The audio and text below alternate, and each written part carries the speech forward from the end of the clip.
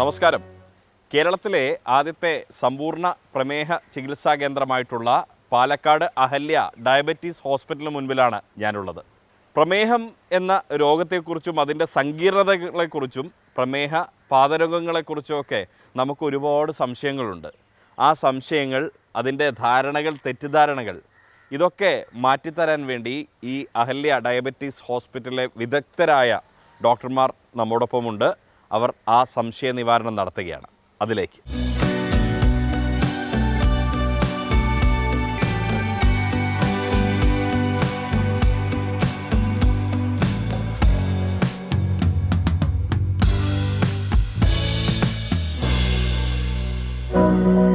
ഈ പ്രമേഹത്തിൻ്റെ സ്പെഷ്യലിസ്റ്റ് വിഭാഗത്തിൻ്റെ പേര് പോഡിയാട്രി എന്ന് പറയും. ഈ പോഡിയാട്രി എന്ന് പറയുന്നത് കാലിനും കണങ്കാലിനും ബാധിക്കുന്ന എല്ലാ രോഗങ്ങളും കുറിച്ചുള്ള ഒരു വിഭാഗമാണ്. നമുക്ക് കാൽ ബാധിക്കുന്ന കാലിൻ്റെ മുറിവുകൾ, നമുക്ക് ഫുട്ട് ട്രോമ, കാൽ ഉളുക്കിയ വരുന്ന ആങ്കിൾ സ്പ്രെയിൻ, ലിഗമെൻറ്റ് ഇഞ്ചുറീസ്, പിന്നെ കുതിങ്കാൽ വേദന, നമുക്ക് ഹീൽ പെയിൻ, പ്ലാന്റാർ ഫേഷ്യേറ്റീസ്, കോൺ, ആണി, അയമ്പര എല്ലാം ചികിത്സിക്കുന്ന ഒരു വിഭാഗമാണ്.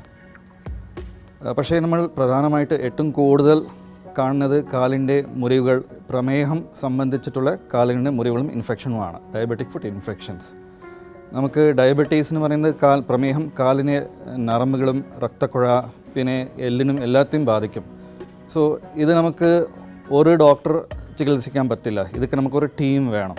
നമുക്ക് ടീം എന്ന് പറയുമ്പോൾ നമുക്ക് endocrinologist, podiatric surgeon, general surgeon, plastic surgeon, orthopaedic surgeon, physiotherapist, vascular surgeon, interventional cardiologist, പിന്നെ നമുക്ക് ഡയബറ്റിക് പോഡിയാട്രി ട്രെയിൻ നഴ്സുമാർ, ഇവരെല്ലാവരും ഒരുമിച്ച് പ്രവർത്തിക്കുന്ന ഒരു വിഭാഗമാണ്. നമുക്ക് എല്ലാ കാളുകളും സംരക്ഷിക്കാൻ പറ്റില്ല, പക്ഷേ വലിയ ഭാഗം നമുക്ക് സംരക്ഷിക്കാം. നമ്മുടെ പ്രതിരോധ ശക്തി കുറയുമ്പോൾ, നമുക്ക് ഹൈപ്പർഗ്ലൈസീമിക് സ്റ്റേറ്റ് ആകുമ്പോൾ, നമുക്ക് രക്തത്തിലെ നമ്മുടെ ബ്ലഡ് ഷുഗർ കൂടി വരുമ്പോൾ നമുക്കൊരു എൻഡോക്രൈനോളജിസ്റ്റിൻ്റെ എക്സ്പെർട്ടീസ് മൂലം നമുക്ക് ഈ ബ്ലഡ് ഷുഗർ നമുക്ക് കൺട്രോൾ ചെയ്യണം. അതേപോലെ നമുക്ക് കാലിലെ ഇൻഫെക്ഷൻ ഉണങ്ങാതിൻ്റെ റീസൺ, നമുക്ക് ഏതാ ബാക്ടീരിയ കാലിനെ ബാധിക്കുന്നുണ്ട്, അതിൻ്റെ കൾച്ചർ എടുത്തിട്ട് അത് ഉണക്കിയെടുക്കാനുള്ള നമുക്ക് ജനറൽ സർജൻ്റെ എക്സ്പെർട്ടീസ്, ഇങ്ങനെ എല്ലാ സ്പെഷ്യലിസ്റ്റും കൂടി ഒന്നായിട്ട് നമുക്ക് പ്രവർത്തിക്കുമ്പോൾ നമുക്ക് മാക്സിമം കാലുകൾ ഉണക്കിയെടുക്കാം. ഡയബറ്റീസിൽ നമുക്ക് കാലിലെ മുറിവുകൾ ഇൻഫെക്ഷൻ വരാനുള്ള പ്രധാനമായിട്ട് 3 കാരണങ്ങളുണ്ട്. നമ്പർ 1, നമുക്ക് പ്രമേഹം ആദ്യം ബാധിക്കുന്നത് കാലുകളുടെ നരമ്പുകളാണ്. നമുക്ക് നരമ്പ് ബാധിക്കുമ്പോൾ കാലിൻ്റെ ഈ ഒരു സെൻസേഷൻ കുറയുന്നത്. എന്തെങ്കിലും ഒരു മുറിവ് ഉണങ്ങണമെങ്കിൽ അതിൻ്റെ നമുക്ക് ബ്ലഡ് ഫ്ലോ വളരെ ഇമ്പോർട്ടൻ്റ് ആണ്. നമുക്ക് ശരീരത്തിലെ ഓരോ അണുക്കൾക്കും സെല്ലുക്കും നമുക്ക് ബ്ലഡ് ഫ്ലോ വളരെ ഇമ്പോർട്ടൻ്റ് ആണ്. ഇങ്ങനെ ബ്ലഡ് ഫ്ലോ കിട്ടാതെ കൊണ്ട് കുറേ മുറിവുകൾ ഉണങ്ങില്ല. 3ാമത്, നമുക്ക് പ്രമേഹത്തിൽ നമ്മുടെ പ്രതിരോധ ശക്തി കുറയും. സോ നമ്മുടെ ഇമ്മ്യൂണിറ്റി കുറയുമ്പോൾ നമുക്ക് ബാക്ടീരിയയും കൃമിയും പുറത്തുനിന്ന് വന്നിട്ട് നമ്മുടെ മുറിവ് ഇൻഫെക്ഷൻ ആയി പോകും. നമുക്ക് ഇൻഫെക്ഷൻ ഇങ്ങനെ കൂടി വരും. നമ്മൾ കാലിൽ നീര് അല്ലെങ്കിൽ വീക്കം എന്ന് പറയുന്നത് ശരിക്കും നമുക്ക് ഒരു ബോഡി ശരീരം കാണിച്ചു തരുന്ന ഒരു രോഗലക്ഷണമാണ്. നമുക്കൊരു പനി വരുന്നു, ചുമ വരുന്നു, അതുപോലെയുള്ള ഒരു സയൻസാണ് നമ്മൾ ഈ വീക്കം എന്ന് പറയുന്നത്. അപ്പോൾ ഈ കാലിൽ വീക്കം വരാനുള്ള കുറേ കാരണങ്ങളുണ്ട്. അതിൽ ഏറ്റവും കൂടുതലായിട്ടും കാണുന്നത് ഇൻഫെക്ഷൻ വരുമ്പോഴാണ് ഏറ്റവും കൂടുതൽ കാലിൽ നീര് വരുന്നത്. ഇപ്പോൾ അതുപോലെ തന്നെ കാലിലുള്ള ഞരമ്പുകളിൽ ബ്ലോക്ക് വരുന്ന ഡീപ്പ് വെയിൻ ത്രോംബോസിസ് എന്ന കണ്ടീഷൻ കൊണ്ട്, അതേപോലെ വാരിക്കോസ് ഞരമ്പ് അസുഖത്തിൻ്റെ ഭാഗങ്ങളായിട്ട്, അതേപോലെ നമ്മൾ മന്ത് രോഗത്തിൻ്റെ ഭാഗമായിട്ട്, അല്ലെങ്കിൽ ചിലപ്പോൾ നമ്മളുള്ള ഹാർട്ട് ഡിസീസിൻ്റെ ഈ ഹൃദയ സംബന്ധമായ രോഗങ്ങൾ വേഴ്സൺ ചെയ്യുമ്പോൾ കണ്ടീഷനിൽ, അതേപോലെ കരൾ സംബന്ധമായ അസുഖങ്ങളുടെ ഭാഗമായിട്ട്, ഈ കിഡ്നി സംബന്ധമായ അസുഖങ്ങളും, ഇങ്ങനെ കുറേ കാരണങ്ങൾ കൊണ്ട് കാലിൽ വീക്കം വരും. അപ്പോൾ നമ്മൾ കാലിൽ വീക്കം വരുന്നത് ഒരു ബോഡി കാണിച്ചു തരുന്ന ഒരു സയൻസാണ്. അപ്പോൾ അതങ്ങനെ കാണുമ്പോൾ നമ്മൾ ഉടനെ തന്നെ അടുത്തൊരു പോഡിയാട്രിസ്റ്റിനെ കാണിക്കേണ്ട അത്യാവശ്യമാണ്. അപ്പോൾ കാലിൽ നമ്മൾ സാധാരണ രീതിയിൽ ഈ ഇൻഫെക്ഷൻ വരുമ്പോൾ എല്ലാവരും പറയും പനി വരും, കാലിൽ വേദന വരുന്നത്. പക്ഷേ ഈ ഡയബറ്റിക് പേഷ്യൻറ്റിൻ്റെ പ്രോബ്ലം എന്താ വെച്ചാൽ അവർക്ക് ഇങ്ങനെ കാലിൽ ഇൻഫെക്ഷൻ വരുമ്പോൾ പോലും അവർക്ക് പനിയോ അല്ലെങ്കിൽ കാലിൽ വേദനയോ വരില്ല. അപ്പോൾ കാലിൽ ചെറിയ ഒരു നോർമലുള്ള ഇതിനെക്കാട്ടിലും ഒരു ചുവപ്പ് നിറം വരുവാണെങ്കിൽ അത് ഇൻഫെക്ഷൻ്റെ തുടക്കമാണ്. പിന്നെ പതുക്കെ ചുവപ്പ് നിറം മാറി പതുക്കെ ഒരു മഞ്ഞ കളറിലോട്ട് വരും. അപ്പോഴേക്കും അത് പഴുപ്പായിട്ട് മാറിയിട്ടുണ്ടാവും. പിന്നെ അതേപോലെ തന്നെ കാലിൽ ചിലപ്പോൾ നമ്മൾ കുമിളകൾ പൊന്താന്ന് പറയും. അപ്പോൾ ഈ കാലിങ്ങനെ കുമിളകൾ പൊന്തുന്നത് ഒരു നെക്കോഡൈസിൻ ഫേഷ്യൽ കുറച്ച് ഇൻഫെക്ഷൻ കുറച്ചുകൂടി ഡീപ്പിലോട്ട് കാലോട്ട് സ്പ്രെഡ് ആവുന്നതിൻ്റെ തുടക്കമാണ്. പിന്നെ അത് കഴിഞ്ഞ് അടുത്തൊരു സ്റ്റേജിലോട്ട് പോകുമ്പോഴേക്കും കാലിൽ പതുക്കെ കറുപ്പ് നിറം ബാധിച്ചു തുടങ്ങും. അതാകുമ്പോഴേക്കും ഗാംഗ്രീൻ എന്ന ഒരു സ്റ്റേജിലോട്ട് വരും. അപ്പോൾ നമ്മൾ മറ്റുള്ള പ്രമേഹ രോഗികളെ കമ്പയർ ചെയ്യുമ്പോൾ പ്രമേഹ രോഗികൾ പനി വന്നാലേ ഞാനത് ഇൻഫെക്ഷനായി കണക്കാക്കുകയുള്ളൂ എന്ന് അതുവരെ വെയിറ്റ് ചെയ്യാൻ പാടില്ല. അപ്പോൾ കാലിൽ നീര് വരുന്നു, അതിൻ്റെ കൂടെ തന്നെ ഈ നിറവ്യത്യാസങ്ങൾ എന്തെങ്കിലും വരുവാണെങ്കിൽ അതൊരു റെഡ് അലാമിങ് സയൻസ് ആണ്. അത് കാണുമ്പോൾ തന്നെ ഉടനെ തന്നെ ഒരു പെട്ടെന്ന് ഒരു ട്രീറ്റ്മെൻറ്റ് എടുക്കേണ്ട ആവശ്യമുണ്ട്.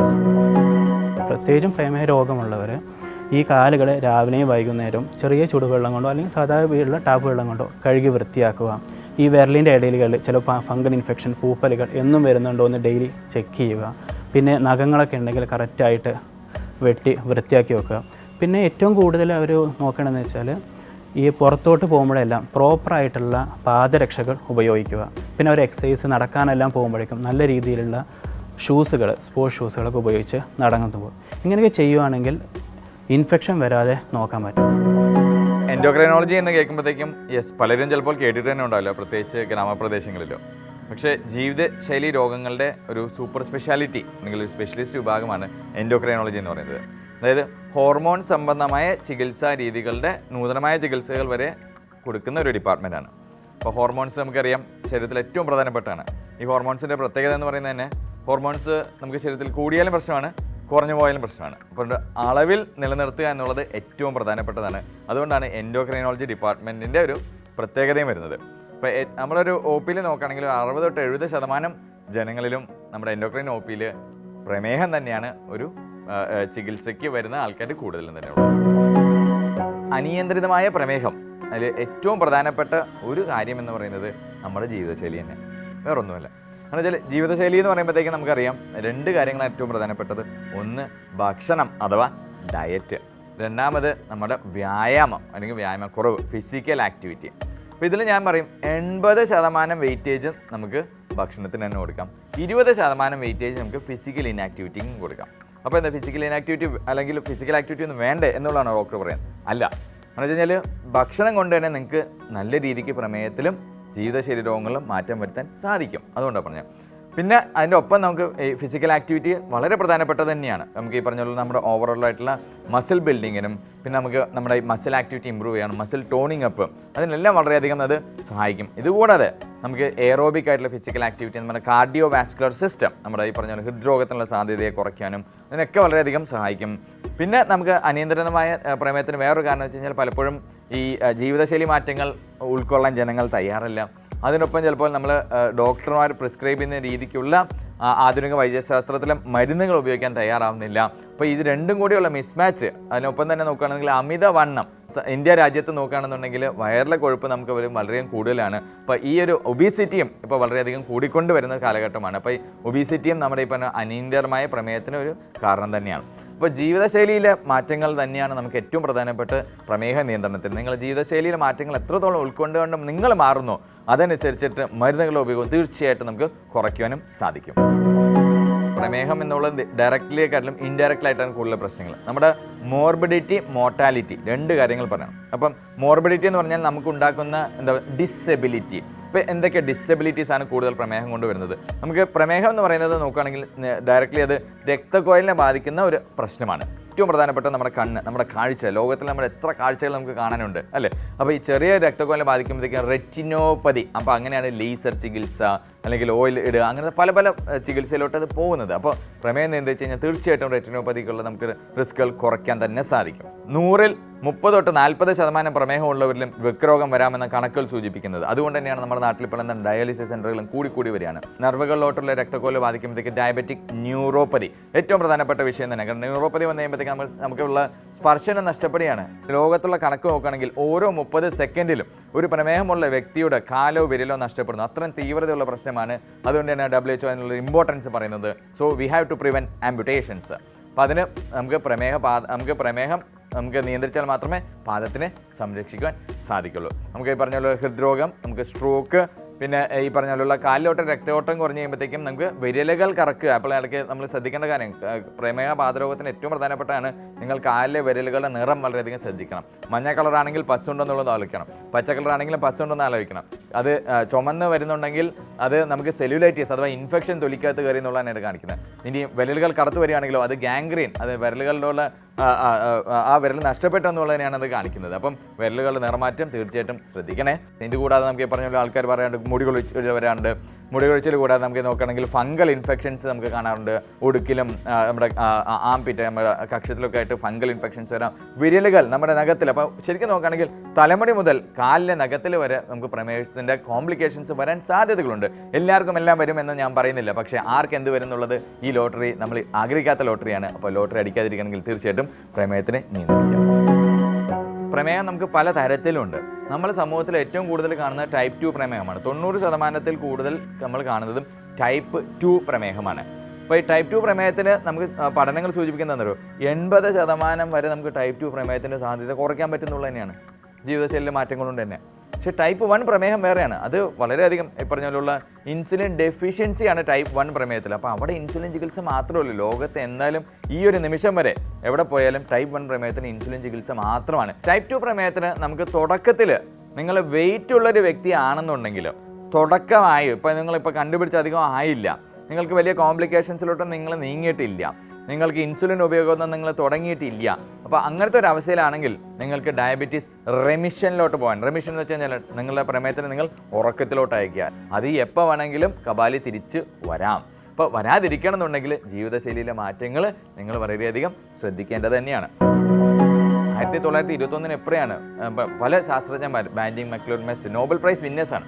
അപ്പോൾ അവർ ഇൻസുലിൻ കണ്ടുപിടിക്കപ്പെടുന്നത്. ആ ഇൻസുലിൻ കണ്ടുപിടിച്ച് ശരിക്കും പറഞ്ഞാൽ നമ്മുടെ ജീവിതത്തിൽ വളരെയധികം മാറ്റങ്ങൾ തന്നെ വന്നിട്ടുള്ളത്. പക്ഷേ ഇതിനെപ്പോഴും പറഞ്ഞുള്ള ഒരു ഓപ്പോസിറ്റ് ലോബി ആക്ഷേപിക്കാൻ ആൾക്കാർ തീർച്ചയായിട്ടും, പക്ഷേ അനുഭവിക്കുന്നതിനെ അറിയുള്ളൂ അതിൻ്റെ ബുദ്ധിമുട്ട് എന്താണെന്നുള്ളത്. അപ്പോൾ നൂതനമായ ചികിത്സാ രീതികളിൽ നോക്കുകയാണെന്നുണ്ടെങ്കിൽ ഇപ്പോൾ നമ്മൾ നേരത്തെ പറഞ്ഞു, അപ്പോൾ ഒത്തിരി മരുന്നുകൾ ഇപ്പോൾ നമുക്ക് ലഭ്യമാണ്. ഇത് കൂടാതെ നമുക്ക് പ്രമേഹത്തിൻ്റെ മരുന്നുകൾ കൂടാതെ നമുക്ക് ഈ പറഞ്ഞുള്ള പ്രമേഹ നിയന്ത്രണത്തിൽ ഏറ്റവും നോക്കുകയാണെങ്കിൽ നമ്മുടെ രക്തത്തിൽ ഗ്ലൂക്കോസിൻ്റെ വ്യതിയാനം മനസ്സിലാക്കുന്ന ഒരു നമുക്ക് സിസ്റ്റമുണ്ട്. കണ്ടിന്യൂസ് ഗ്ലൂക്കോസ് മോണിറ്ററിംഗ് സെൻസർ കൈയുടെ പുറകിൽ ഒട്ടിച്ച് കഴിഞ്ഞാൽ നമുക്ക് മൊബൈലിൽ നമ്മുടെ രക്തത്തിൽ ഗ്ലൂക്കോസിൻ്റെ വ്യതിയാനം ഫുൾ മനസ്സിലാക്കി തരുന്നത്, അതനുസരിച്ചിട്ട് ജീവിതശൈലി മാറ്റാൻ സഹായിക്കുന്ന രീതിക്കുള്ള സ്റ്റെപ്സ് നിങ്ങൾക്ക് എടുക്കാനായിട്ട് സഹായിക്കുന്ന കണ്ടിന്യൂസ് ഗ്ലൂക്കോസ് മോണിറ്ററിംഗ് സെൻസർ അഥവാ CGMS എന്ന ഒരു സിസ്റ്റം ലഭ്യമാണ്. HbA1c എന്ന് പറഞ്ഞ ടെസ്റ്റ് മറക്കല്ലേ, അതാണ് നമുക്ക് പ്രമേഹ നിയന്ത്രണം മനസ്സിലാക്കി തരുന്ന ഏറ്റവും പ്രധാനപ്പെട്ട ടെസ്റ്റ്. കഴിഞ്ഞ 3 മാസത്തിലെ ആവറേജ് രക്തത്തിലെ ഗ്ലൂക്കോസ് എത്രയാണെന്നുള്ളത് അത് 7% താഴെ പരമാവധി നിലനിർത്താൻ ശ്രമിക്കുക. ഇൻസുലിൻ നമുക്ക് പമ്പ് മുഖേന ഡെലിവറി ചെയ്യാൻ സാധിക്കുന്നത്, അതായത് ഇൻസുലിൻ പമ്പ് സിസ്റ്റം, പ്രത്യേകിച്ച് ടൈപ്പ് 1 പ്രമേഹമുള്ള കുട്ടികൾ വളരെയധികം ഫലവത്തായ ഒരു ചികിത്സ തന്നെയാണ് ഈ മറ്റേ ഇൻസുലിൻ പമ്പ് എന്ന് പറയുന്നത്. കാരണം ഏറ്റവും ലേറ്റസ്റ്റ് ആയിട്ടുള്ള പമ്പ് നോക്കുകയാണെങ്കിൽ ആർട്ടിഫിഷ്യൽ ഇൻ്റലിജൻസ് വെച്ചിട്ട് നമ്മൾ കൊടുക്കുന്ന ഇൻസുലിൻ മാത്രമല്ല രക്തത്തിലെ ഗ്ലൂക്കോസ് അനുസരിച്ചിട്ട് പമ്പിന് ആർട്ടിഫിഷ്യലായിട്ട് നമുക്ക് രക്തത്തിലെ ഗ്ലൂക്കോസ് കൂടുന്നുണ്ടെങ്കിൽ അത് ഇൻസുലിൻ കൂടുതൽ കൊടുക്കുവാനും ഗ്ലൂക്കോസ് കുറയുന്നുണ്ടെങ്കിൽ ഇൻസുലിൻ കൊടുക്കുന്ന സസ്പെൻഡ് ചെയ്യാനും കഴിവുള്ള ആർട്ടിഫിഷ്യൽ ഇൻ്റലിജൻസ് ബേസ്ഡ് ആയിട്ടുള്ള പമ്പുകളും നമുക്ക് നാട്ടിൽ തന്നെ ലഭ്യമാണ്. അപ്പോൾ ഇതുപോലുള്ള ആധുനിക വൈദ്യശാസ്ത്ര പല ചികിത്സകളും ഉണ്ട്.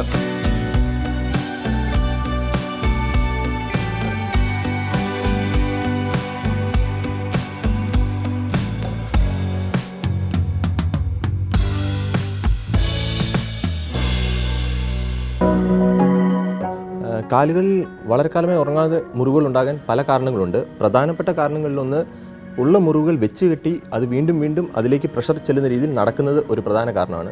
രണ്ടാമത് അങ്ങനെ നടക്കുന്നത് കൊണ്ട് അതിലേക്ക് വീണ്ടും ആ കെട്ടിയ മുറിവുകളിലേക്ക് വീണ്ടും അണുക്കൾ പ്രവേശിക്കാൻ, അണുക്കൾ ഉള്ളിൽ പോകാനും അതിൽ ഈർപ്പം കെട്ടിക്കിടക്കാനുള്ള സാധ്യത വരുന്നു.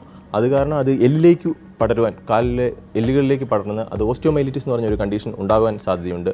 അതിനാലും അത് ഉണങ്ങാതെ വളരെ കാലമായി നിൽക്കാൻ സാധ്യതയുണ്ട്. മറ്റൊരു കാരണം കാലിലേക്ക് രക്തം കൊണ്ടുപോകുന്ന രക്തക്കുഴലുകൾ അഥവാ ആർട്ടറികൾ, ശുദ്ധമായ രക്തം കൊണ്ടുപോകുന്ന ആർട്ടറികളിൽ ഒരു ബ്ലോക്ക് വരിക അല്ലെങ്കിൽ അത് ചുരുങ്ങി പോവുകയാണെങ്കിൽ കാലിലെ മുറിവുകൾ വളരെ കാലമായി ഉണങ്ങാതെ ഇരിക്കാൻ സാധ്യതയുണ്ട്. അതേപോലെ കാലിൽ നിന്നും അശുദ്ധമായ രക്തം മേലേക്ക് തിരിച്ച് ഹാർട്ടിലേക്ക് കൊണ്ടുപോകുന്ന രക്തധമനികൾ അഥവാ വെയിൻസ്, അതിൽ ചുരുക്കം വരിക, അതിൽ ബ്ലോക്ക് വരിക, അല്ലെങ്കിൽ അത് തടിച്ച് വലുതാകുക, വെരിക്കോസ് വെയിൻ എന്ന് പറഞ്ഞൊരു കണ്ടീഷൻ ഉണ്ടാവുക. അങ്ങനെയൊക്കെയാണെങ്കിൽ മുറിവുകൾ ഉണങ്ങാതെ വരിക. പിന്നീട് ഒരു കണ്ടീഷൻ എന്ന് പറഞ്ഞാൽ കാലിലേക്കുള്ള ഞരമ്പുകളിൽ ഈ പ്രമേഹം ബാധിച്ച് കാലിലേക്കുള്ള സെൻസേഷൻ ഇല്ലാതാകുക, കാലിൽ മുള്ളു കുത്തി അല്ലെങ്കിൽ അറിയാതിരിക്കുന്ന ഒരു അവസ്ഥ വരിക. അങ്ങനെയുള്ള കണ്ടീഷനുകളിൽ ആ മുറിവുകൾ സെൻസേഷൻ ഇല്ലാത്തത് മൂലം നമ്മൾ ശ്രദ്ധിക്കാതെ പോവുകയും അത് വളരെ കാലമായി ഉണങ്ങാതിരിക്കാനുള്ള സാധ്യതയുണ്ടാകും. പ്രമേഹം നമ്മുടെ ഞരമ്പുകളെ ബാധിച്ചു തുടങ്ങുന്ന ഒരു ലക്ഷണം നമുക്ക് ശരീരം കാണിച്ചു തരുന്നതാണ് ഈ വേദന എന്ന് പറയുന്നത്. അത് തുടക്ക സ്റ്റേജാണ്. ആരംഭ സ്റ്റേജിൽ നമ്മുടെ കാൽപാദങ്ങളിലെ അല്ലെങ്കിൽ കാലുകളിലെ ചെറിയ ഞരമ്പുകളെയാണ് ഷുഗർ ബാധിക്കുന്നത്, പ്രമേഹം ബാധിക്കുന്നത്. അപ്പോൾ അത് ഭയങ്കരമായ വേദന, തീവ്രമായ ഒരു വേദനയായിട്ടാണ് നമുക്ക് ഫീൽ ചെയ്യുക. പിന്നീട് അത് വലിയ ഞരമ്പുകളെ ബാധിക്കുകയും അല്ലെങ്കിൽ അനിയന്ത്രിതമായി പ്രമേഹം ഒരുപാട് നാൾ നിൽക്കുകയാണ് ശരീരത്തെങ്കിൽ അത് ബാക്കി ഞരമ്പുകളെ കൂടുതൽ ഡാമേജ് ചെയ്യുക. അപ്പോൾ നമുക്ക് ആ വേദനയുടെ ഒരു ഘട്ടവും താണ്ടി അടുത്തത് ഒരു നംബ്നെസ് അല്ലെങ്കിൽ തരിപ്പ് മാത്രം ആയി അനുഭവപ്പെടുന്ന ഒരു സ്റ്റേജിലേക്ക് പോകും. ആ അനിയന്ത്രിതമായ പ്രമേഹം ഇങ്ങനെ രക്തത്തിൽ നിൽക്കുന്നത് അത് ഞരമ്പുകളെ പൂർണ്ണമായി നശിപ്പിക്കുന്നതാണ് ഇതിനൊരു കാരണം. ആശുപത്രിയിൽ നിന്നും വീട്ടിലേക്ക് രോഗികളെ അയക്കുമ്പോൾ മുറിവുകളുടെ അപ്പോഴത്തെ അവസ്ഥയനുസരിച്ച് ഓരോ മുറിവുകൾക്കും ഓരോ തരത്തിലുള്ള ഡ്രസ്സിങ്ങാണ് വേണ്ടത്. ഇപ്പോൾ ഒരുപാട് പഴുപ്പ് മഞ്ഞ കളറിലുള്ള മുറിവുകൾ നമ്മൾ ക്ലീൻ ചെയ്ത് വീട്ടിലേക്ക് ഡ്രസ്സിങ്ങിന് വിടുമ്പോൾ ആ മഞ്ഞ കളർ ഡെയിലി എങ്ങനെ റിമൂവ് ചെയ്യണം, അല്ലെങ്കിൽ പഴുപ്പ് ഡെയിലി എങ്ങനെ റിമൂവ് ചെയ്യണം, അതിലെങ്ങനത്തെ ഡ്രസ്സിങ്ങാണ് വേണ്ടത്, എന്ത് തരത്തിലുള്ള ഓയിൻമെൻറ്റുകളാണ് വേണ്ടത്, അതല്ലെങ്കിൽ പൗഡറുകളാണ് വേണ്ടത് എന്ന് പറഞ്ഞു കൊടുക്കും. അത് അതേപോലെ ചെയ്യുക. ഇനിയൊന്ന് ഇപ്പോൾ രക്തക്കുഴലിലെ രോഗങ്ങൾ മൂലമുണ്ടായതാണെങ്കിൽ അതിനാവശ്യമായുള്ള ഗുളികകൾ, അതിൽ ചെയ്യേണ്ട ഡ്രസ്സിങ്, മോയിസ്റ്റ് ഡ്രസ്സിങ് എന്ന് പറയും, മോയിസ്റ്റ് ഡ്രസ്സിങ്ങുകൾ അത് ചെയ്യുക. അതല്ല മോയിസ്റ്റ് ആയിട്ടുള്ള വൂണ്ടുകളിൽ ചെയ്യേണ്ട ഡ്രൈ ഡ്രസ്സിംഗ് എന്ന് പറയും. അങ്ങനെ പലതരത്തിലുള്ള ഡ്രസ്സിങ്ങുകളുണ്ട്. അത് ഏത് മുറിവുകളാണ് നമ്മുടെ ശരീരത്തിലുള്ളത് അതിനനുസരിച്ചുള്ള പ്രത്യേകതരം ഡ്രസ്സിങ്ങൾ പോഡിയാട്രിക് സർജൻസ് പറഞ്ഞു തരും. അതിനനുസരിച്ചാണ് ചെയ്യേണ്ടത്. അതിന് ആവശ്യമായ പലതരത്തിലുള്ള ഓയിൻമെൻറ്റുകൾ, പൗഡറുകൾ, സ്പെഷ്യൽ ഡ്രസ്സിങ് മെറ്റീരിയൽ എല്ലാം അവൈലബിൾ ആണ്. അത് ഡോക്ടേഴ്സ് പറയുന്നതനുസരിച്ചാണ് ചെയ്യുന്നത്. ആണി രോഗത്തിന് നമ്മൾ കോൺഫുട്ട് എന്ന് പറയും. അതിൽ തന്നെ മറ്റൊരു വിഭാഗമുള്ളത് കാലസ് എന്ന് പറയും. ആണിരോഗം എന്ന് പറയുന്നത് നമ്മൾ നടക്കുമ്പോൾ ഒരിടത്തിൽ കൂടുതൽ പ്രഷർ വരിക അല്ലെങ്കിൽ ഫ്രിക്ഷൻ വരിക, നമ്മുടെ ചെരുപ്പ് നമ്മുടെ കാലുമായി യോജിക്കാതെ വരുന്ന ഒരവസ്ഥയിൽ ചെരുപ്പിൽ നിന്നും പ്രഷർ കാലിലേക്ക് വരുന്ന ഭാഗങ്ങളിൽ ഉണ്ടാകുന്ന ഒരു തോൽ കട്ടിയാകുന്ന ഒരവസ്ഥയാണ് നമ്മൾ കോൺഫുട്ട് എന്ന് പറയുന്നത്. അത് സാധാരണയായി നമുക്ക് നടക്കുന്ന സമയത്ത് വേദന അനുഭവപ്പെടുന്ന ഒരു അസുഖമാണ്. വാർട്ട് എന്ന് പറയുന്നത് നമ്മൾ അരിമ്പാറ അല്ലെങ്കിൽ വാർട്ട് എന്ന് പറയുന്നത് ഒരു വൈറൽ ഇൻഫെക്ഷനാണ്. അത് യൂഷ്വലി നമ്മൾ നടക്കുമ്പോൾ അതിന് വേദന ഉണ്ടാവാറില്ല. നമ്മൾ സൈഡിൽ നിന്ന് പ്രസ് ചെയ്ത് നോക്കുമ്പോൾ വേദന ഉണ്ടാവാറുണ്ട്. രണ്ടിനും രണ്ട് ചികിത്സാ രീതികളാണ്. ഒന്നിന് വാർട്ടിന് നമ്മൾ ഓയിൻമെൻറ്റ് വഴിയും മറ്റ് ക്രയോ ചികിത്സ വഴിയും എല്ലാം നമുക്ക് ട്രീറ്റ്മെൻറ്റ് ചെയ്യാം. കോൺഫുട്ടിന് നമുക്ക് സർജറി വഴിയും മരുന്നുകൾ വഴിയും ശരിയാക്കാൻ പറ്റുന്നതാണ്. ഈ ആണിരോഗത്തിനുള്ള ചികിത്സയ്ക്ക് ശേഷം ഇത് വീണ്ടും വരാതിരിക്കുവാനും കാലിലെ തഴമ്പ് വീണ്ടും ഉണ്ടാകാതിരിക്കുവാനും കാലിന് പ്രത്യേകതരം പ്രൊട്ടക്റ്റീവായിട്ടുള്ള പാദരക്ഷകൾ അവൈലബിൾ ആണ്. അത് ഉപയോഗിക്കുന്നത് വീണ്ടും ഇത് വരാതിരിക്കുവാൻ വളരെ സഹായകരമാണ്. Especially in diabetic foot, the role of plastic surgeon is very important. Usually the wound will heal after debridement and after wound infection.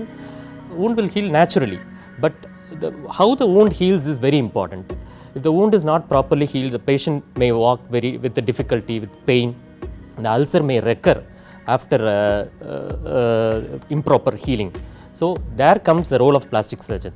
The plastic surgeon, what he needs, he will exactly replace the tissue that is lost, because there are 26 bones in the foot and 29 muscles in the foot which is acting coordinately. So foot is like, it's a very complex structure where we need to do something to reconstruct it, to prevent the ulcer from recurrence and to prevent pain during walking. What is flap? Flap means a tissue taken from other parts of the body and place it in the foot. There are latest techniques in flap like microvascular techniques and is free flap procedures, and also some bioengineered dermal substitutes also is available in the market. And plastic surgeon usually collaborate with the orthopedic surgeons, endocrinologist, vascular surgeon in dealing with how to save the limb, how to give a useful limb to the patient. There are a lot of recent developments occurred in the medical field, but especially in diabetic foot, there are lots and lots of recent developments is coming. The foremost revolutionized treatment is negative pressure wound therapy, as everybody knows. It is a special dressing connected to a small machine which will take care the wound by way of continuous suctioning 24/7. Prevents in frequent dressing change, frequent pain for the patient, and also it will increase the wound healing. So in the advancement in negative pressure wound therapy is irrigation dressing, where we can instill some antibiotic or medicated solution into the wound so that the wound will heal faster. Or even we may instill oxygen therapy directly, combined oxygen therapy with the negative pressure therapy. And the other advancement is topical oxygen therapy, direct oxygen therapy, only by way of a transparent bag is tied around the leg and connected to the oxygen. It can be used even in the home itself, home care, and even in institutions. Then coming the latest dermal substitute, as I already mentioned, where we are using collagen procured from human and other animal source and placed over the wound. in patient, especially in patients without the surgery is contraindicated.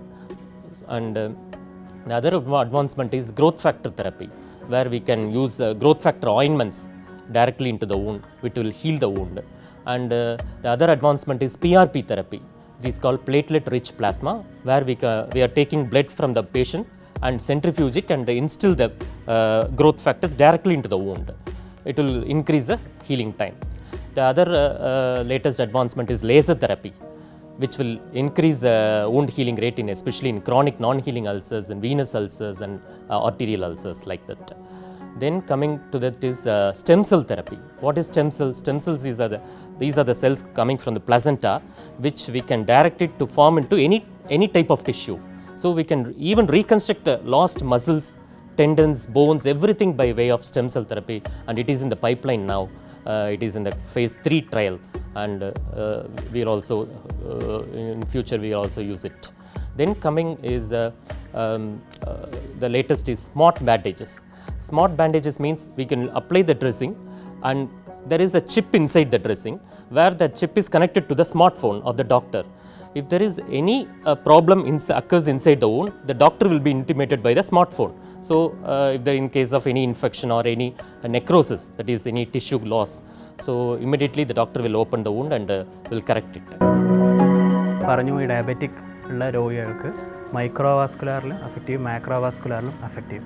അതേപോലെ തന്നെ നമ്മുടെ കാലിലോട്ടുള്ള വലിയ ഞരമ്പുകളിൽ ഈ diabetic ഉള്ളവർ അതിറോസ്ക്ലോറോസിസ്, അത് കൊഴുപ്പ് വന്ന് അടിഞ്ഞുകൂടി അതിൽ ബ്ലോക്കുകൾ വരും. അതാണ് ബ്ലോക്കുകൾ വരുമ്പോൾ അത് ഇനീഷ്യലി ഇവർക്ക് എങ്ങനെ ഫീൽ ചെയ്യുകയെന്ന് വെച്ചാൽ നടക്കുമ്പോൾ കാലിൽ പെയിൻ അനുഭവപ്പെടും. ഇതാണ് ഈ ഫുഡ് അറ്റാക്കിൻ്റേത്. അപ്പോൾ നമുക്കിതിനെ എഫക്റ്റീവായിട്ട് എങ്ങനെ ട്രീറ്റ് ചെയ്യാന്ന് വെച്ചാൽ ഇനി തുടക്കത്തിൽ തന്നെ ഇത് വരുമ്പോൾ നമുക്ക് ഈ ചെറിയ തന്നെ നമുക്ക് ചെറിയ ടാബ്ലറ്റുകളെല്ലാം കൊടുക്കുമ്പോൾ അത് ഐഡൻറ്റിഫൈ ചെയ്യാൻ പറ്റും. പക്ഷേ ആ ബ്ലോക്ക് എത്രത്തോളം ഉണ്ട് എന്ന് അറിയാൻ വേണ്ടിയിട്ട് നമുക്കുള്ളതാണ് പെരിഫറൽ ആൻജിയോഗ്രാം എന്നൊരു ടെസ്റ്റ്. അപ്പോൾ ഈ പെരിഫറൽ ആൻജിയോപ്ലാസ്റ്റി എന്ന് പറഞ്ഞ ഈ ടെസ്റ്റ് നമ്മൾ ഹാർട്ടിന് ചെയ്യുന്ന സെയിം ടെസ്റ്റ് തന്നെയാണ് പെരിഫറൽ ആൻജിയോപ്ലാസ്റ്റി എന്നുള്ള ടെസ്റ്റും. അപ്പോൾ അത് സാധാരണ രീതിയിൽ കാർഡിയോളജിസ്റ്റ് തന്നെയാണ് നമ്മൾ ഈ ടെസ്റ്റുകൾ ചെയ്യുന്നത്. ഈ രണ്ട് കാലം ഒരേ സമയം തന്നെ സ്കാൻ ചെയ്യുകയും അത് എത്രത്തോളം അത് ബാധിച്ചിട്ടുണ്ട് എന്ന് ഐഡൻറ്റിഫൈ ചെയ്യാൻ പറ്റും. പഴുപ്പ് ബാധിച്ച് അസ്ഥികൾക്ക് ബലക്ഷയം ഉണ്ടാകുകയും പലപ്പോഴും അസ്ഥികൾ പൊട്ടിപ്പോകും. അതായത് പത്തോളജിക്കൽ ഫ്രാക്ചർ എന്ന് പറയും. ഈ ഒരു കണ്ടീഷൻസിലൊക്കെ ഓർത്തോപെഡീഷ്യനും കൂടെ ഇൻവോൾവ് ചെയ്തിട്ടാണ് ഇതിനെ ട്രീറ്റ് ചെയ്യുന്നത്. ഇതുകൂടാതെ പലപ്പോഴും ഇൻഫെക്ഷൻ വന്നു കഴിഞ്ഞാൽ നമ്മുടെ ഫസ്റ്റ് ട്രീറ്റ്മെൻറ്റ് എന്ന് പറഞ്ഞാൽ ഡീബ്രൈഡ്മെൻറ്റ് എന്ന് പറയും. അതായത് പരമാവധി പഴുപ്പ് ബാധിച്ച പേശികളെയും മസിലുകളെയും എല്ലുകളെയും എല്ലാം മാറ്റുക എന്നുള്ളതാണ് ഡിസീസ് കൺട്രോളിൽ നമുക്ക് ചെയ്യാനുള്ളത്. പലപ്പോഴും ഇത് ചെയ്തു കഴിഞ്ഞാൽ ഫൂട്ട് ഒരു ഡീഫോംഡ് സ്റ്റേറ്റിലായിരിക്കും. അതായത് അതിൻ്റെ ഘടനയൊക്കെ മാറി കിടക്കായിരിക്കും. അതിൻ്റെ റീകൺസ്ട്രക്ഷൻ അപ്പോൾ along with plastic surgeon orthopaedician കൂടെയാണ് അത് ചെയ്യുന്നത്. ബോണിൻ്റെ റീകൺസ്ട്രക്ഷൻ ആഫ്റ്റർ ഡീബ്രൈഡ്മെൻറ്റ്. ടെൻഡൻസിൻ്റെ ഫംഗ്ഷൻ മാറുന്നതനുസരിച്ച് പാദത്തിൻ്റെ ഷേപ്പുകൾ വളരെയധികം മാറിപ്പോകാറുണ്ട്. അപ്പോൾ അതിൻ്റെ റീകൺസ്ട്രക്ഷനും ഓർത്തോ സർജനാണ് ചെയ്യുന്നത്. ജനറലി ഈ പ്രമേഹ രോഗികൾക്ക് ഓസ്റ്റിയോപോറോസിസ് അഥവാ ബലക്കുറവ് വളരെയധികം ഉണ്ടാവും. അതുകൊണ്ട് തന്നെ ചെറിയ മൈനർ ട്രോമകളിൽ തന്നെ ചെറുതായിട്ടുള്ള നമ്മൾ ട്രിവിയൽ ഫോൾ എന്നൊക്കെ പറയും. ചെറുതായിട്ടൊന്ന് കാല് മടങ്ങിപ്പോയി കഴിഞ്ഞാൽ നോർമലി ഒരാളിലൊരു ഉളുക്കിൽ നിൽക്കേണ്ട സാധനം പ്രമേഹ രോഗികളിൽ ചിലപ്പോൾ അത് എല്ല് പൊട്ടലിലാണ് അവസാനിക്കുക. അപ്പോൾ അങ്ങനെ പൊതുവെ ബലക്കുറവിൻ്റെ ഒരു പ്രശ്നമുണ്ട്. പിന്നെയുള്ളൊരു സ്പെഷ്യൽ കണ്ടീഷനാണ് ചാർക്കോട്ട് ആർത്രോപ്പതി എന്ന് പറയുന്നത്. അത് ഒരു 99% പ്രമേഹ രോഗികളിൽ മാത്രമാണ് കണ്ടുവരുന്നത്. പൊതുവെ ഉള്ളവരിലുണ്ടെങ്കിലും 99% പ്രമേഹ രോഗികളിലാണ്. അതായത് നമ്മളൊരു പാദം തറയിൽ വെക്കുമ്പോൾ ആ ഒരു സ്പർശനം അറിയുന്നൊരു ഇതുണ്ട്. അതിനനുസരിച്ചാണ് നമ്മുടെ പാദം അഡ്ജസ്റ്റ് ആവുന്നത്, കാലെങ്ങനെ പതിച്ച് വെക്കുന്നു എന്നുള്ളത്. അപ്പം പ്രമേഹ രോഗികൾക്ക് ഈ പുറത്തോട്ടുള്ള നാഡികളെ ബാധിക്കുന്ന പോലെ തന്നെ ജോയിൻറ്റിനകത്ത് ജോയിൻറ്റ് സെൻസേഷൻ അറിയുന്ന നാഡികളും അത് അഫക്റ്റ് ആവുന്നുണ്ട്. അപ്പോൾ അതിനനുസരിച്ച് നമ്മുടെ 26 എല്ലുകൾ ഇവിടെ അഡ്ജസ്റ്റ് ആവുന്നില്ല. കാലിൻ്റെ പാദത്തിൽ പ്രഷർ അനുസരിച്ച് അഡ്ജസ്റ്റ്മെൻറ്റ് വരുന്നില്ല. അതുകൊണ്ട് ഓരോ സ്റ്റെപ്പിലും നമ്മുടെ ജോയിൻറ്റുകൾക്കകത്ത് പാദത്തിൻ്റെ ജോയിൻറ്റുകൾക്കകത്ത് മൈക്രോ ട്രോമാസ് എന്ന് പറയും, ചെറിയ ചെറിയ എല്ല് പൊട്ടലുകൾ, മൈക്രോസ്കോപ്പിക് എല്ല് പൊട്ടലുകൾ സംഭവിച്ചുകൊണ്ടിരിക്കുന്നു. ഇത് കണ്ടിന്യൂസ്ലി സംഭവിച്ചുകൊണ്ടേയിരിക്കുമ്പോൾ എല്ലിന് ബലം വളരെയധികം കുറയുകയും എല്ലുകൾ ആക്ച്വലി ലിറ്ററലി നമ്മൾ പറയുകയാണെങ്കിൽ ഒരു മാവൊക്കെ കുഴച്ച് വെച്ചൊരു അവസ്ഥയിലോട്ട് പോകും. അപ്പം രോഗിക്ക് ഈ സമയത്ത് കാലിന് പുറത്തോട്ട് കാണാൻ പറ്റുക വീക്കം വരും, കുറച്ച് ചുവന്ന കളർ റെഡ്നെസ് അല്ലെങ്കിൽ വാമത്ത്, ചൂടും ഉണ്ടാവും. നോർമലി നമ്മുടെ കാലിന് ഈ ഒരു ആർച്ച് ഉണ്ട്. അപ്പോൾ ഇതിന് പകരം ഈ ഭാഗം കൊളാപ്സായി തിരിച്ച് റോക്കർ ബോട്ടം എന്ന് പറയും, ഈ ഭാഗത്തോട്ട് കാലിൽ പ്രഷർ വരാൻ തുടങ്ങും. അപ്പോൾ അതിനനുസരിച്ച് ഇവിടെ അൾസറുകൾ വരും. അങ്ങനെ അതിൻ്റെ കോംപ്ലിക്കേഷൻസ്. അപ്പോൾ തുടക്കത്തിലാണെങ്കിൽ ആ കാലിനെ പ്രൊട്ടക്റ്റ് ചെയ്യാൻ വേണ്ടിയിട്ട് കാല് തറയിൽ കുത്താതെ അതിൻ്റെ ഷേപ്പ് മെയിൻറ്റെയിൻ ചെയ്യാൻ വേണ്ടി ടോട്ടൽ കോൺടാക്റ്റ് കാസ്റ്റിംഗ് എന്ന് പറയും. ഫുള്ളായിട്ട് പ്ലാസ്റ്റർ ഇട്ട് വെച്ച് അതിനെ പ്രൊട്ടക്റ്റ് ചെയ്യാന്നുള്ളതാണ്. പ്രമേഹ പാദരക്ഷകളെന്ന് പറഞ്ഞ് മാർക്കറ്റിൽ വളരെയധികം മെറ്റീരിയൽസ് ഉണ്ട്. അത് എല്ലാം തന്നെ ഒറിജിനൽ ഹെൽപ്ഫുൾ ആണോ എന്നുള്ളത് നമുക്ക് ഡൗട്ട്ഫുള്ളായ ഒരു കാര്യമാണ്. അപ്പോൾ നമ്മൾക്ക് ബേസിക്കലി വേണ്ടത് പ്രമേഹം പാദരോഗം ഉള്ളവരിൽ സെൻസേഷൻ, കാലിൻ്റെ സെൻസേഷൻ വളരെ കുറവായിരിക്കും. പിന്നെ അവരുടെ പ്രഷർ ഡിസ്ട്രിബ്യൂഷൻ, നമ്മുടെ നോർമലി കാലിൽ എവിടെയൊക്കെയാണോ വെയിറ്റ് ഡിസ്ട്രിബ്യൂട്ട് ചെയ്യേണ്ടത് അവിടെയൊന്നും ആയിരിക്കില്ല ഡിസ്ട്രിബ്യൂട്ട് ചെയ്യുന്നത്. അപ്പോൾ ഇത് രണ്ടും നമ്മൾ മനസ്സിൽ ഇതാക്കി കൊണ്ടുവേണം പാദരക്ഷകൾ സെലക്ട് ചെയ്യുന്നത്. അപ്പം ഇതിനുവേണ്ടി നമ്മൾ ഇവിടെ സ്യൂഡോ സ്കാൻ എന്ന് പറഞ്ഞല്ലോ, പ്രഷർ മീൻസ് സെൻസേഷൻ മനസ്സിലാക്കാനുള്ളത്, പിന്നെ പ്രഷർ മെഷർമെൻറ്റ് ഇതൊക്കെയുണ്ട്. അതിനനുസരിച്ച് ഇൻഡിവിജ്വലൈസ്ഡ് പാദരക്ഷകൾ ഉണ്ടാക്കാം. അല്ലെങ്കിൽ ഒരു കോംപ്ലിക്കേഷനൊന്നും അധികം ഇല്ലാത്ത ജസ്റ്റ് പ്രമേഹ പാദരോഗം ഇനീഷ്യൽ സ്റ്റേജിലാണെങ്കിൽ MCR മൈക്രോസെല്ലുലാർ റബ്ബർ എന്ന് പറഞ്ഞിട്ടുള്ള സോൾ കൊണ്ടുള്ള ഫൂട്ട് വെയ്സ് ഉണ്ട്. അതിൽ തന്നെ ഈ കാലിൻ്റെ ആർച്ചിനെ സപ്പോർട്ട് ചെയ്യുന്ന മീഡിയൽ ആർച്ച് സപ്പോർട്ടിങ് ഫൂട്ട് വെയ്സ് എന്നിവയൊക്കെ അവൈലബിൾ ആണ്. ഉണങ്ങാത്ത മുറിവുകളുള്ളവർക്ക് അതിനനുസരിച്ചിട്ടുള്ള ഓഫ് ലോഡിങ് എന്ന് പറയും. അതായത് ആ മുറിവിലോട്ട് പ്രഷർ വരാത്ത രീതിയിൽ, അല്ലെങ്കിൽ ഈ തഴമ്പ് പോലെയുള്ള ഏരിയയിലോട്ട് പ്രഷർ വരാത്ത രീതിയിൽ സ്പെഷ്യലി ഡിസൈൻഡ് പാദരക്ഷകൾ തയ്യാറാക്കി കസ്റ്റം മെയ്ഡായിട്ട് കൊടുക്കുന്നുണ്ട്. പിന്നെ ഈ ചാർക്കോട്ട് പോലെയുള്ളവർക്ക്, ചാർക്കോട്ട് ആർത്രോപ്പതി പോലെയുള്ളവർക്ക് കുറച്ചുകൂടെ എന്താ പറയുക, പാദത്തിൽ തന്നെ അധികം വെയിറ്റ് വരാതെ കാലിൻ്റെ മേലോട്ട് വെയിറ്റ് ട്രാൻസ്ഫർ ചെയ്യുന്ന രീതിയിലുള്ള ക്രോ ബൂട്ട് എന്നിവ, ആംഗിൾ ഫുട്ട് ഓർത്തോസിസ് എന്ന സ്പെഷ്യൽ ഫുട്ട് വെയ്സ് അവൈലബിൾ ആണ്. അപ്പോൾ നമ്മൾ ഇത്രയും നേരം നമ്മുടെ പ്രമേഹവും പ്രമേഹത്തിൻ്റെ പാർശ്വഫലങ്ങളെക്കുറിച്ചൊക്കെ ഒത്തിരി ഡിസ്കഷൻസ് ഉണ്ടായി അല്ലേ. കണ്ണ്, കരൾ, വൃക്ക, പാദത്തിൻ്റെ സ്പർശനം, ഹാർട്ട് അല്ലേ. അപ്പോൾ ഇങ്ങനെ പല പല കാര്യങ്ങളെക്കുറിച്ച് നമ്മുടെ ഡോക്ടേഴ്സ് എല്ലാം തന്നെ ഡിസ്കസ് ചെയ്യുന്നുണ്ടായിരുന്നു. പ്രമേഹം എന്നുള്ളത് ഒരു രോഗമല്ല അല്ലേ. യെസ്, തീർച്ചയായിട്ടും പ്രമേഹം എന്നുള്ള ഒരു രോഗമല്ല. പക്ഷേ പ്രമേഹം പല രോഗാവസ്ഥയിലോട്ട് നമ്മളെ നയിക്കുന്നു എന്നുള്ളതാണ് നിങ്ങൾ മനസ്സിലാക്കേണ്ട ഏറ്റവും പ്രധാനപ്പെട്ട വിഷയം. So diabetes is not the end of life but the beginning of a new life. അപ്പോൾ ഇത്രയും നമ്മുടെ കാര്യങ്ങൾ ചർച്ച ചെയ്യാനും ഇങ്ങനൊരു വേദി ഒരുക്കി തന്നതിന് നമുക്ക് കേരള വിഷനോട് വളരെയധികം നന്ദിയുണ്ട്. നമസ്കാരം.